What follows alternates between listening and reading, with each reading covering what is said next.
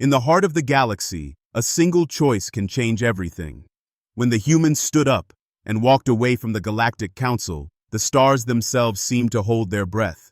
What followed was not peace, but panic. Story outline: The day humanity resigned from the stars. Part 1, The Great Resignation, 2,000 words. The Universal Assembly's shocking decision to impose restrictions on human expansion. Ambassador Elena Rodriguez's powerful resignation speech.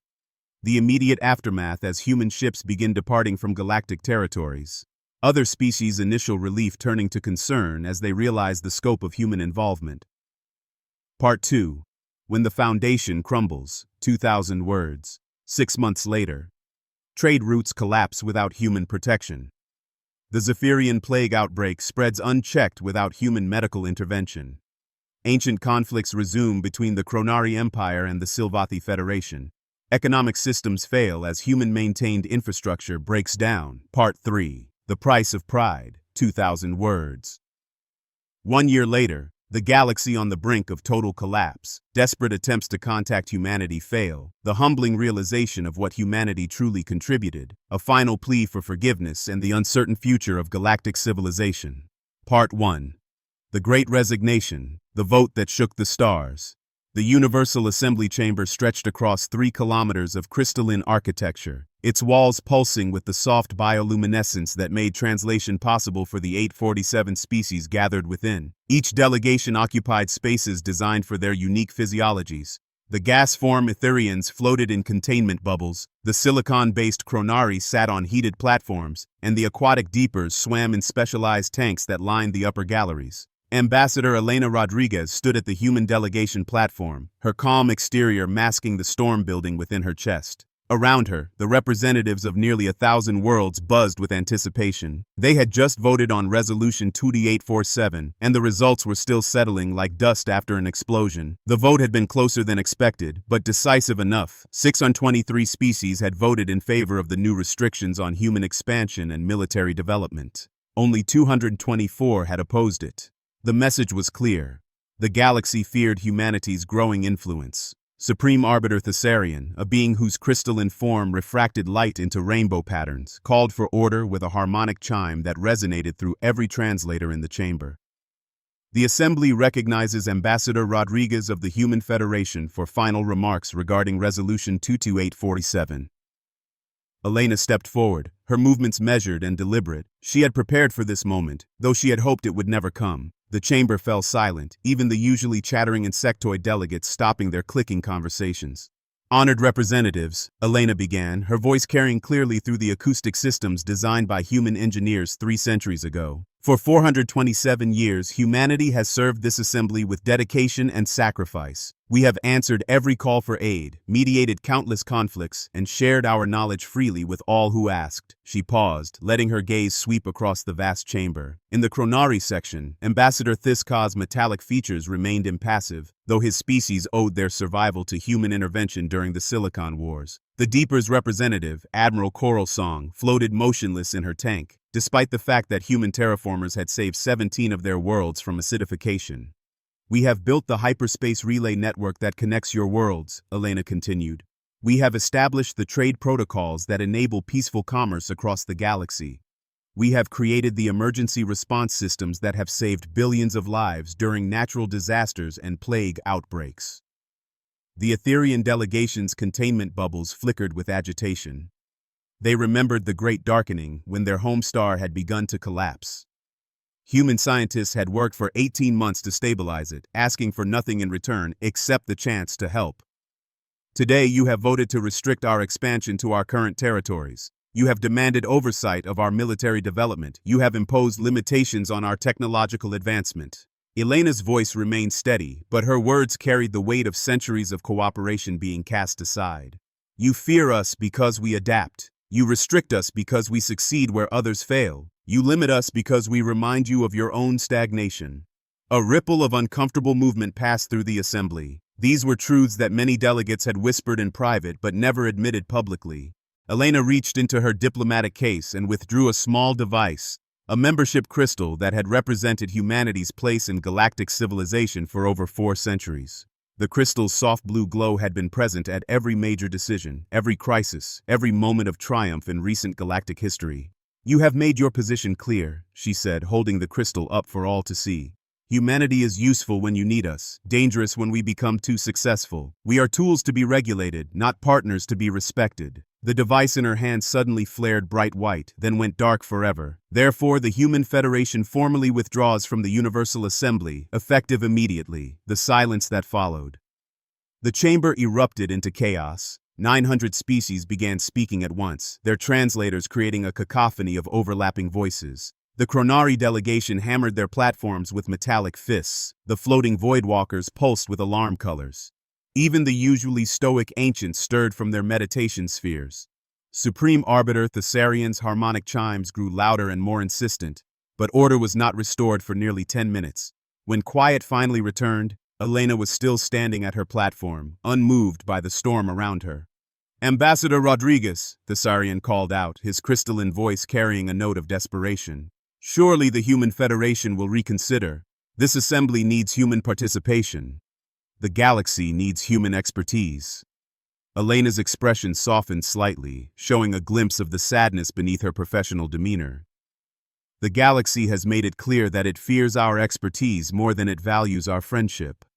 We understand the message, Supreme Arbiter. We are departing to find those who value partnership over domination." She turned to leave, then paused. "I want you to remember something. For over 4 centuries, humanity has been the first to answer when others called for help. We have been the bridge between species that could not communicate. We have been the healers when plagues threatened entire civilizations. We have been the defenders when aggressors threatened the innocent." Her gaze found the Silvathi delegation, whose elegant forms had remained unusually still during the proceedings. "Ambassador Lis Anna, when the Devourers attacked your homeworld, who arrived first to defend your people?" The Silvathi delegates' bioluminescent patterns flickered with embarrassment. "Human forces, Ambassador Rodriguez." "And Admiral Coral Song," Elena continued, looking toward the Deeper's tank. "When the acid storms began consuming your ocean worlds, who developed the neutralization technology that saved them?" "Human scientists," the aquatic being admitted, her translated voice heavy with regret. Elena nodded slowly. "I could continue this list for hours. Every species in this chamber has been saved, aided, or protected by human actions at some point in the past 4 centuries. We never asked for gratitude. We never demanded payment. We helped because it was right." She began walking toward the exit, the human delegation falling in behind her with military precision. "From this moment forward, solve your own problems, fight your own wars, save your own people. Humanity is finished being your unpaid emergency service." The departure begins.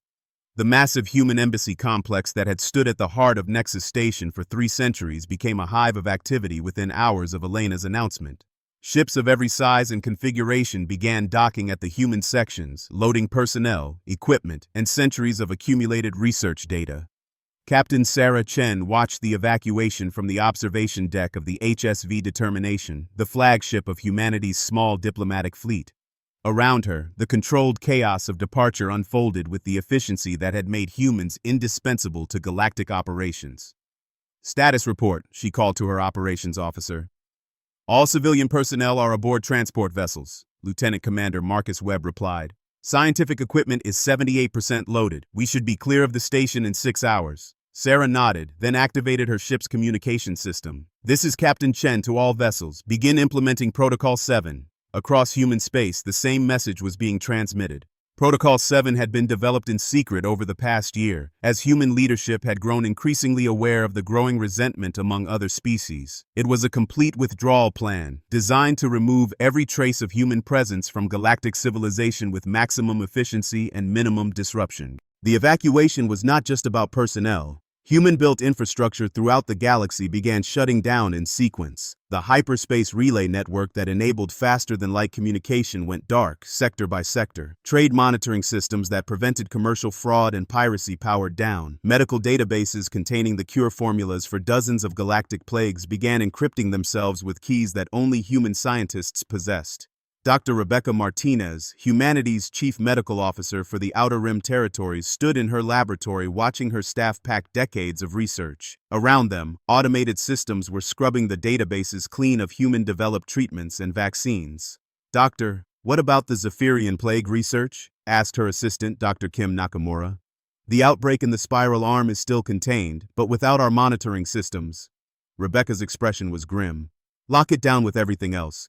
If they want to manage galactic health without us, they can start from scratch. She pulled up a holographic display showing plague containment efforts across the galaxy. Red dots marked active outbreaks being monitored and controlled by human medical teams. Yellow indicators showed areas where human-developed vaccines were preventing new infections.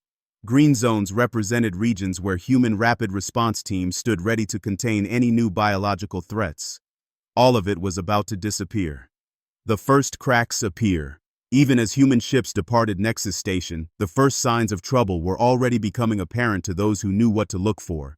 In the station's command center, Chronari Admiral Thais Ka studied the tactical displays with growing unease. "Where are the patrol reports from Sector 7? He asked his aide. "No reports filed, Admiral. The human patrol vessels departed 3 hours ago." Thais Ka's metallic features shifted into what might have been a frown on a biological face. Sector 7 contained the primary shipping lanes between Chronari Space and the Confederation of Free Worlds. For 200 years, human patrol ships had maintained security in that region, their presence so constant that most traders had forgotten what those space lanes looked like without protection. Similar realizations were dawning across the galaxy. On the water world of Aquatica, Deeper's scientists discovered that their orbital research stations were losing power. The stations had been built and maintained by human engineers, and without their expertise, critical systems were beginning to fail. In the Etherian home system, the artificial intelligence networks that managed their vast library complexes began showing error messages. The AIs had been programmed using human-developed algorithms, and now the maintenance codes were locked behind human security protocols. The Insectoid Hive Confederation found their quantum communication networks dropping connections. The networks relied on human-built quantum entanglement generators, and without regular maintenance, the delicate equipment was beginning to drift out of alignment. But perhaps the most immediate problem appeared in the shipping lanes. Within 12 hours of the human departure, the first pirate attacks were reported in regions that had been secure for centuries. The raiders struck fast and fled before local security forces could respond, clearly aware that the human rapid response fleets were no longer patrolling those areas. Ambassador Les Anna of the Silvathi received the first casualty report while still in the assembly chamber, participating in emergency sessions called to address the human withdrawal. The elegant alien's bioluminescent patterns shifted to distress colors as she read the message. "What is it?" asked her aide. "A convoy from New Silvatha has been attacked in the neutral zone. 7 cargo vessels destroyed, 36 crew members missing, presumed captured for the slave markets." The aide's patterns flickered with confusion. "But that shipping route has been safe for over a century. The human patrols are gone," Liz Anna finished quietly. "And apparently, the pirates remember routes that we had forgotten were dangerous." The emergency sessions continued for hours, but without human delegates to moderate discussions and provide practical solutions, the debates quickly devolved into the same old arguments that had plagued the assembly before humanity's arrival. The Chronari blamed the Silvathi for not providing adequate security. The Silvathi accused the Deepers of harboring pirates in their ocean worlds. The Deepers pointed to evidence of Chronari black market activities funding the raiders. No solutions emerged, only finger-pointing and species-based accusations that had been dormant for centuries under human mediation. As the first day without humanity drew to a close, the galaxy began to realize that they had not just lost a member species. They had lost the glue that held their civilization together. The humans had not simply participated in galactic society. They had been its foundation, its problem solvers, its peacekeepers, and its innovators. And now they were gone, leaving behind a cosmos that was about to discover just how dependent it had become on human ingenuity, determination, and willingness to help others succeed. The stars themselves seemed dimmer that night, as if the universe was beginning to understand what it had lost. 6 months of chaos. The communication came through the emergency channels at 0347 Galactic Standard Time, cutting through the usual chatter of the Universal Assembly's Crisis Management Center. Admiral Thais Ka of the Chronari Federation absorbed the data through his neural interface, his metallic form growing rigid with alarm. "Another convoy lost," he reported to the emergency council session that had become a daily occurrence since humanity's departure. That makes 47 merchant vessels destroyed or captured in the past week alone. The holographic displays surrounding the council chamber painted a picture of mounting disaster. Red zones marked areas where pirate activity had made shipping impossible. Yellow regions indicated routes that were barely viable with heavy security escorts. The green areas showing safe passage had shrunk to tiny islands around heavily defended homeworlds. Ambassador Liz Anna of the Silva Thief floated in her gravity-controlled platform, her bioluminescent patterns cycling through distress colors. The Neutral Shipping Consortium has suspended all operations in the outer spiral. They claim they cannot guarantee cargo delivery or crew safety without human escort services. Supreme Arbiter Thessarian's crystalline form refracted the chamber's light into fractured rainbows, a sign of the stress that was affecting even his normally composed species. What is the status of local security forces? Overwhelmed, Admiral Thais Ka admitted. The pirates operate with tactics we have never encountered. They strike multiple targets simultaneously, use unconventional weapons, and disappear before our response fleets arrive. They fight like— He paused, unwilling to finish the thought. Like humans, completed Admiral Coral Song from her aquatic chamber. They learned their tactics from observing human anti-piracy operations for centuries. Now they use those same strategies against us. The irony was bitter and inescapable. The criminals who had been suppressed by human peacekeeping forces had studied their captors well. In the absence of human patrols, they emerged with tactics adapted from the very forces that had once defeated them. The plague returns. Dr. Zenth Prime of the Etherian Medical Collective had lived for over 8,000 years, but he had never faced a crisis like this. The Zephyrian plague, contained for decades by human-developed treatments, had broken free of its biological constraints and was spreading across 17 star systems with devastating efficiency. The mutation rate exceeds our modeling capabilities, he reported to the Medical Emergency Council via quantum link. The organism adapts to our countermeasures faster than we can develop new ones. The truth was more disturbing than he wanted to admit. Etherian medicine was based on accumulated knowledge and careful analysis of known pathogens. Their databases contained detailed information about millions of diseases, their symptoms, and their treatments. But the Zephyrian plague was evolving in real time, creating new variants that their ancient knowledge could not address. Human medical research had relied on rapid experimentation and adaptive thinking. When faced with a mutating pathogen, human scientists would try dozens of different approaches simultaneously, constantly adjusting their methods based on new data. Etherian science was too methodical, too careful, too slow. What of the human treatment protocols? Asked Dr. Velandra from the Silvathi Medical Corps. Encrypted, Zenth Prime replied with something approaching shame. The human medical databases locked themselves when their personnel departed. We possessed the basic formulas, but not the adaptive algorithms that allowed for real-time treatment modification. The statistics were becoming horrific. Over 40 million beings had died in the plague outbreak's first month. Entire colonies were under quarantine. The refugee crisis was overwhelming the capacity of neighboring systems to provide aid. On the water world of Deep Haven, Dr. Current flowing over stones watched helplessly as the plague adapted to their ocean environment. The aquatic deepers had never faced a waterborne pathogen that could survive in their city's controlled ecosystems. The human researchers understood something we missed, she communicated to her colleagues through bioelectric pulses. They studied how diseases think, not just how they function. They anticipated mutations we cannot even detect until it is too late. The plague's spread was accelerating. Without human medical teams to provide rapid response and adaptive treatment, each infected system became a breeding ground for new variants. The epidemic was becoming a pandemic, and the galaxy's medical establishment was proving inadequate to contain it. Wars resume. The border between Kronari Space and the Silvathi Federation had been peaceful for 340 years, maintained by human diplomatic missions and peacekeeping forces. That peace ended on a Tuesday.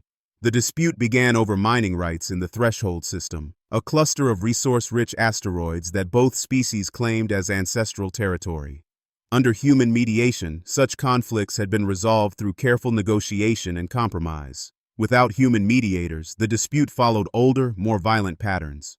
General Steelheart of the Kronari Battle Corps stood on the bridge of his flagship, studying tactical displays that showed enemy positions throughout the asteroid field. His species had evolved from silicon-based organisms on a high-gravity world, creating beings that were naturally aggressive and territorial. The Silvathi have established illegal mining operations on Threshold 7, his intelligence officer reported. Their defensive platforms are targeting our survey ships. In the old days, a human diplomatic team would have investigated the claims, interviewed both sides, and crafted a solution that addressed everyone's needs. Human mediators had possessed an almost supernatural ability to find common ground between species that seemed naturally incompatible. But those days were over. "Prepare the fleet for assault operations," Steelheart commanded. "The Silvathi will learn that Chronari territory is not to be violated." On the other side of the system, Admiral Flow of Light commanded the Silvathi defense forces from her command vessel. The Silvathi had evolved from energy-based organisms, creating beings that were naturally peaceful but fiercely defensive when threatened. "The Chronari show no sign of withdrawing," her tactical officer reported. "Their fleet composition suggests they intend a full-scale assault." Flow of Light's bioluminescent patterns shifted to combat colors, deep reds and angry oranges that her species had not displayed in centuries. "Then we will remind them why the ancient wars lasted 1,000 years. The battle for Threshold system began with long-range energy exchanges and escalated rapidly.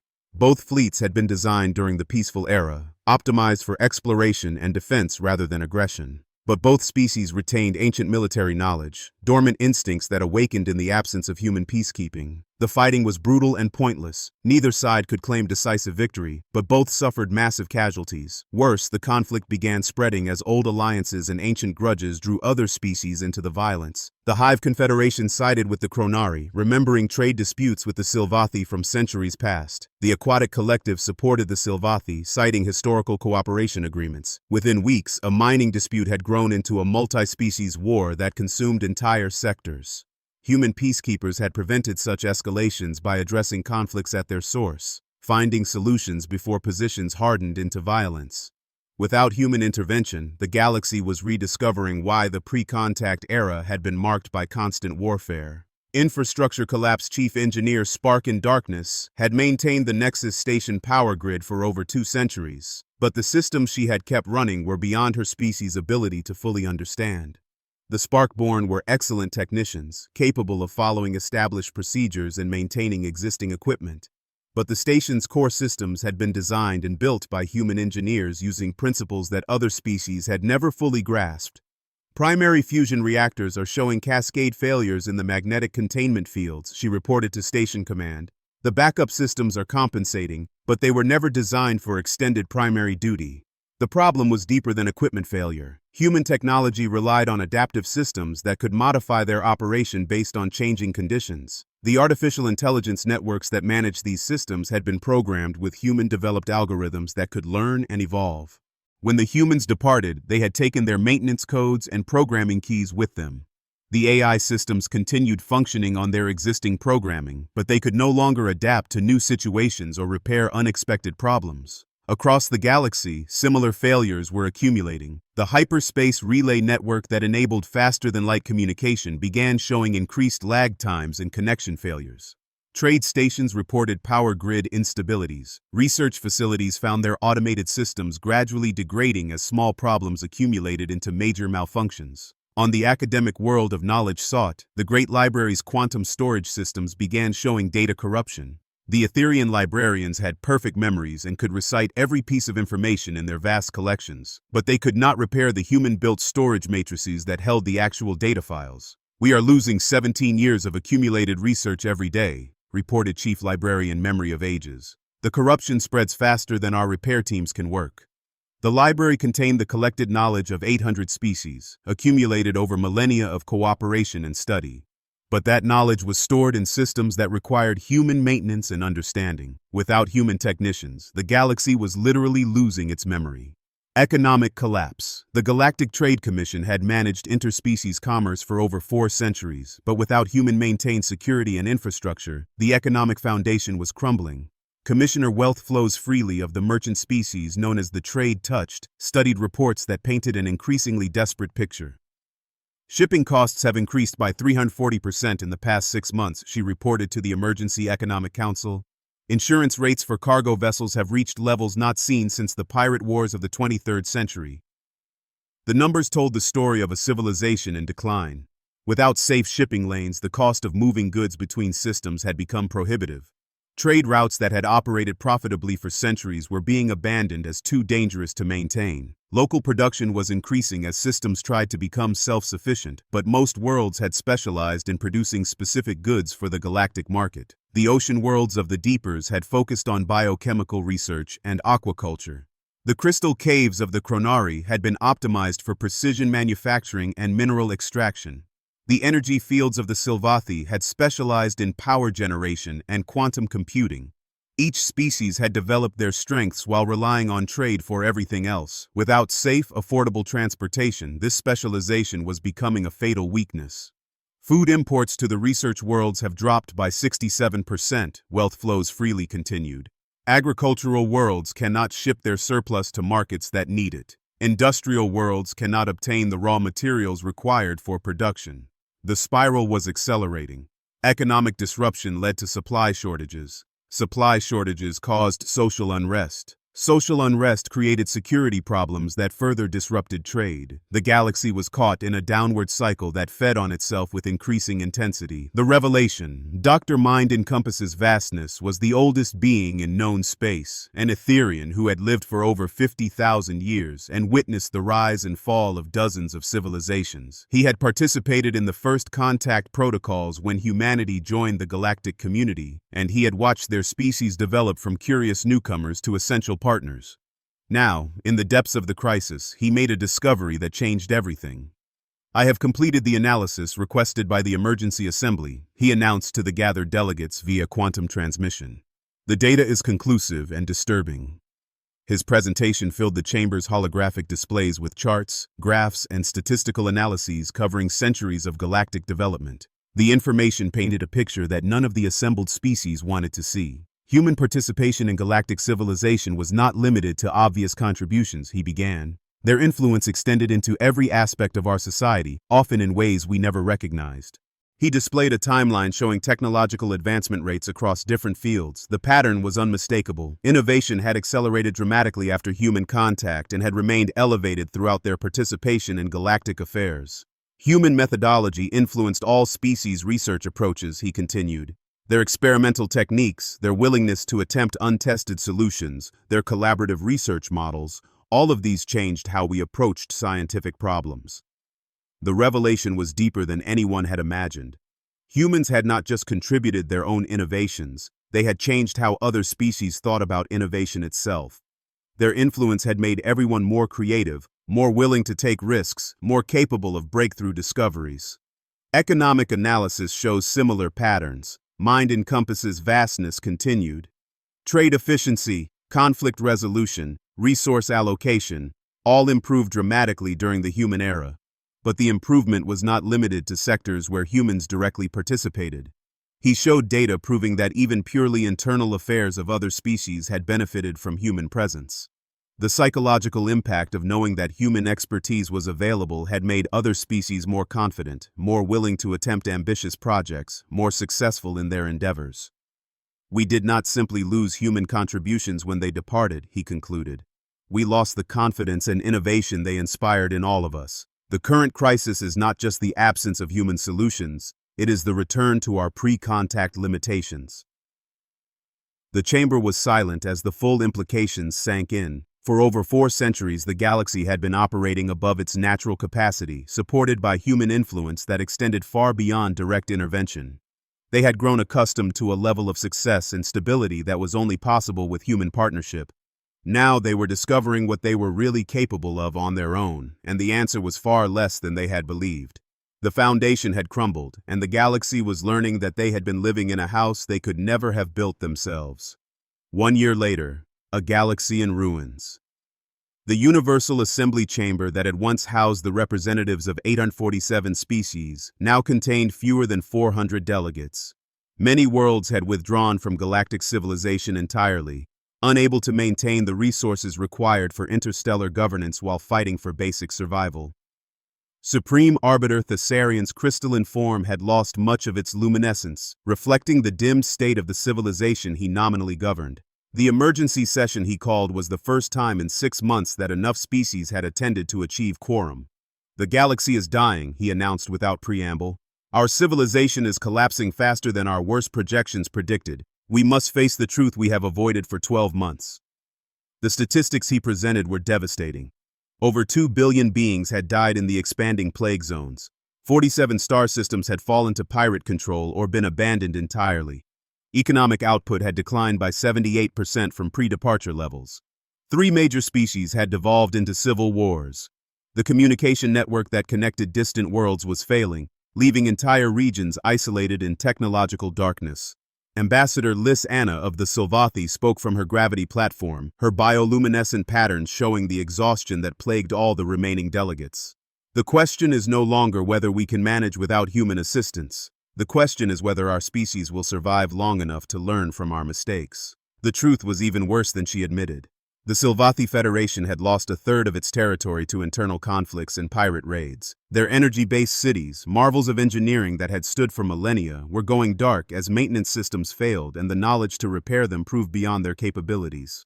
Admiral Thais Ka of the Kronari added his own grim assessment.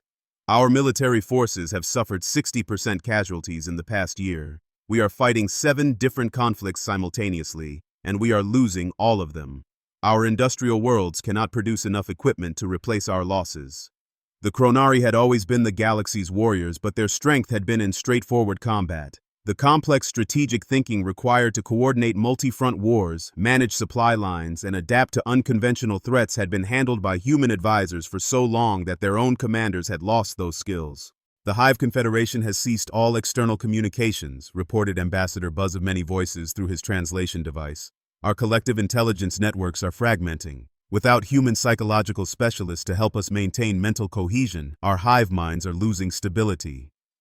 Each species was discovering their own unique vulnerabilities. The insectoid hive had relied on human understanding of individual psychology to prevent their collective minds from becoming too rigid or too chaotic. The ocean-dwelling deepers had depended on human atmospheric specialists to maintain the complex environmental systems that allowed them to function in space. The gas-form Etherians had needed human engineers to build the containment systems that let them interact with solid matter species. Every aspect of galactic civilization had been supported by human expertise, and every aspect was now failing. The search for humanity. Desperate attempts to contact the departed humans had been ongoing since the first month after their exodus, but all efforts had met the same impenetrable wall of silence.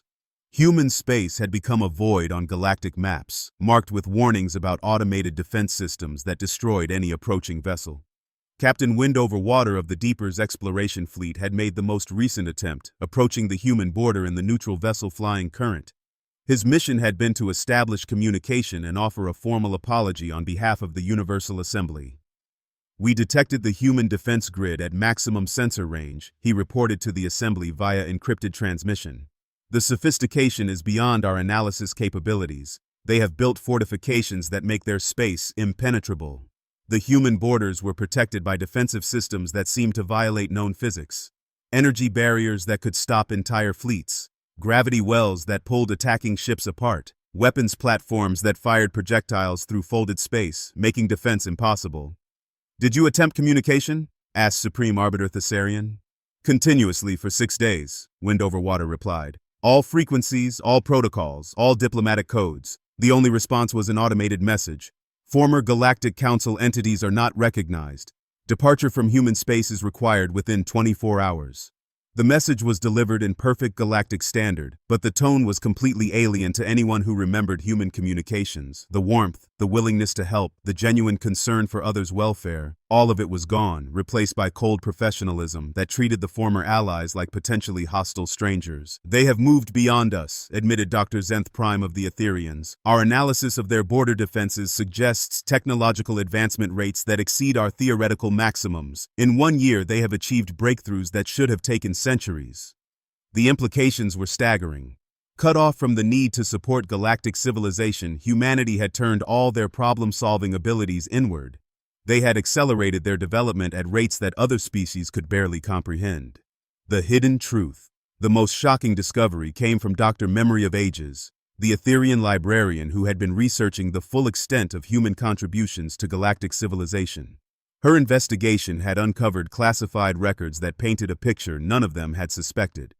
"The humans were protecting us from threats we never knew existed," she announced to the emergency session. "I have found evidence of 34 extinction-level interventions during their membership period." The chamber fell silent as she displayed the classified files, ancient automated war machines that had awakened from million-year dormancy cycles, dimensional rifts that could have torn holes in space-time itself, signals from extragalactic sources that human scientists had intercepted and neutralized before they could reach populated systems. They chose not to inform the Assembly about these threats. Memory of Ages continued. Their records indicate they feared causing panic among member species. They handled these crises quietly, asking for no recognition or reward. The revelations kept coming. Human ships had been secretly patrolling regions far beyond mapped space, watching for dangers that could threaten the entire galaxy. Human scientists had been monitoring cosmic phenomena that other species didn't even know existed. Human intelligence services had been tracking and eliminating threats that would have destroyed civilizations. While we debated restrictions on their expansion, Memory of Ages said quietly, they were standing guard against horrors we cannot imagine. Admiral Thais Ka's metallic form slumped with the weight of this knowledge. How many of these threats are still out there? Unknown, the librarian replied. The humans classified most of their defensive activities, but long-range sensors detect, concerning signals from the galactic rim, activity that was being monitored by human outposts that no longer exist. The galaxy had not just lost its problem solvers and peacekeepers, they had lost their guardians, the species that had been standing watch against cosmic threats while everyone else lived in comfortable ignorance. The price of survival. As the crisis deepened, some species began making desperate decisions that would have been unthinkable during the era of human cooperation. The Chronari Federation announced the implementation of emergency racial purity protocols, restricting citizenship and resources to genetically pure members of their species. The Silvathi began hoarding energy resources, cutting off power exports to allied worlds in order to maintain their own failing infrastructure. The Deepers withdrew to their ocean worlds and sealed their borders completely, refusing to participate in any mutual aid efforts. The Etherians began selective memory editing, deleting knowledge that they deemed too dangerous to preserve without human oversight. We are becoming what we were before the humans arrived, observed Dr. Mind Encompasses Vastness during a private consultation with the Assembly leadership. Isolated, suspicious, limited by our own evolutionary constraints. The analysis was brutally accurate. Each species was reverting to their pre-contact behaviors, falling back on survival instincts that had evolved over millions of years. The cooperative, forward-thinking civilization that had flourished under human influence was dissolving into primitive tribalism. The economic collapse had accelerated beyond all projections. Interstellar commerce had dropped to levels not seen in over 1,000 years. Technological development had stagnated as research facilities closed and scientific cooperation ended. Educational systems were failing as knowledge became hoarded by individual species rather than shared across the galaxy. Most disturbing of all, the birth rates across most species had begun declining. Without hope for the future, without confidence that their children would live in a better galaxy, beings were choosing not to reproduce. The psychological impact of losing humanity was proving as devastating as the practical consequences. The final attempt. In desperation, the remaining Assembly members decided on one last attempt to contact humanity. Supreme Arbiter Thessarian himself would lead a diplomatic mission to the human border, carrying formal apologies from every member species and a plea for assistance. The delegation included representatives from all the major species, traveling in an unarmed vessel flying flags of peace and surrender. They approached the human border broadcasting continuous messages of apology and requests for negotiation. The response came from an unexpected source. A single human ship emerged from the defensive grid, sleek, powerful, and completely unfamiliar in design. It was clearly of human construction, but incorporated technologies that seemed decades ahead of anything the galaxy had seen. "This is Captain Sarah Chen of the Human Federation Vessel Determination," came the transmission. "State your business in human space." The name was familiar. Sarah Chen had been a junior officer during the Exodus, daughter of the famous ambassador Elena Rodriguez, but the voice carried none of the warmth that had characterized human communications. It was professional, efficient, and completely cold. "Captain Chen, this is Supreme Arbiter Thessarian of the Universal Assembly," he responded. "We request permission to meet and discuss the current galactic crisis. The Assembly offers formal apologies for Resolution 2847 and seeks to negotiate humanity's return to galactic civilization." The silence that followed lasted nearly 10 minutes. When Chen finally responded, her words shattered the last hopes of the diplomatic mission. "The Human Federation has reviewed your request," she said. "The answer is no. Humanity has moved beyond the need for galactic civilization. We have found better partners among the species of the Andromeda Galaxy who value cooperation over competition." Andromeda Galaxy. The words hit the assembled delegates like a physical blow. Humanity had not just withdrawn from galactic civilization, they had left the galaxy entirely, finding new allies among the distant spiral arms of space. "Captain Chen," the Sarian pleaded, his crystalline form flickering with desperation. "The galaxy is dying without human assistance. Billions have died. Entire civilizations are collapsing. Surely humanity's compassion—" "Humanity's compassion was rejected by Resolution 2847, Chen interrupted. "You made your choice. Live with the consequences." The transmission ended, and the human ship disappeared back into their defensive grid. No amount of pleading or broadcasting could draw another response. The new reality. The diplomatic mission returned to a galaxy that had grown even worse in their absence. The Zephyrian plague had mutated again, creating variants that were immune to all known treatments. The economic collapse had accelerated, with several major trade worlds simply abandoning civilization and reverting to subsistence agriculture. In the Universal Assembly Chamber, fewer than 200 delegates remained. Many species had simply stopped sending representatives, unable to spare the resources for interstellar travel or no longer believing that galactic governance could address their problems. "We must accept the new reality," Supreme Arbiter Thessarian announced to the diminished assembly. "Humanity is gone. They will not return. We must learn to survive in the galaxy we have created." The words carried the weight of absolute finality. The age of human cooperation was over. The galaxy would have to find its own way forward if it could. Some species began talking about creating smaller regional alliances, groups of nearby worlds that could support each other without trying to maintain galactic-scale cooperation. Others discussed complete isolation, focusing all resources on their homeworlds and abandoning interstellar civilization entirely. A few optimistic voices suggested that the galaxy could learn from human methods and eventually develop their own adaptive problem-solving capabilities. But these hopes seemed increasingly naive as each new crisis proved beyond their ability to address. The truth was becoming unavoidable. The galaxy had reached heights of cooperation and prosperity that were only possible with human partnership. Without humanity, they were limited to their natural capabilities, and those capabilities were proving insufficient to maintain the civilization they had built together. The legacy of pride. Dr. Mind Encompass's Vastness spent his final years compiling a comprehensive record of the collapse, determined that future generations would understand what had been lost and why. His work, eventually known as the Chronicle of the Great Diminishment, became one of the most important historical documents in galactic archives. "We were offered partnership with a species that could transcend the limitations that constrained the rest of us," he wrote in his conclusion. "Instead of embracing that partnership, we allowed fear and jealousy to drive us to reject it. We chose pride over prosperity, suspicion over cooperation." The Chronicle documented not just the practical consequences of humanity's departure, but the psychological and cultural damage that had followed. Species that had learned to dream big under human influence had returned to thinking small. Civilizations that had reached for the stars had retreated to their homeworlds. "The greatest tragedy," Mind Encompass's Vastness wrote, "is not that we lost human assistance. The greatest tragedy is that we lost the version of ourselves that human partnership had helped us become." The galaxy continued to function after a fashion. Life went on. Civilizations adapted to their new limitations. But the golden age of cooperation and exploration was over, ended by a vote that had seemed reasonable at the time but had proven to be the most catastrophic decision in galactic history. In the end, the galaxy learned that there are some mistakes too large to fix, some opportunities too precious to waste, and some partnerships too valuable to sacrifice to pride. The stars still shone, but they shone on a universe that had chosen to remain smaller than it could have been. The humans were gone, and the galaxy would never recover from the consequences of driving them away.